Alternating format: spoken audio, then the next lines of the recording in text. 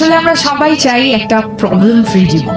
ভাবি কখন একটা এমন দিন আসবে যখন কোনো টেনশন থাকবে না, কিন্তু বাস্তবতা হলো সেদিন কখনো আসবে না।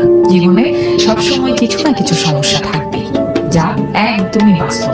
একজন বাচ্চার সমস্যা পরীক্ষা নিয়ে, একজন চাকরিজীবীর সমস্যা অফিস নিয়ে, একজন ব্যবসায়ীর সমস্যার ব্যবসা নিয়ে। পর্যায়ে বদলায় কিন্তু সমস্যা থেকেই যায়। তাই সমস্যাবিহীন জীবনের আশায় বসে থাকবে না কখনো। নিজেকে শক্তিশালী করতে হবে, ধৈর্যশীল করতে হবে এবং যে পথে আসুক না কেন চলার উদ্যম থাকতে হবে।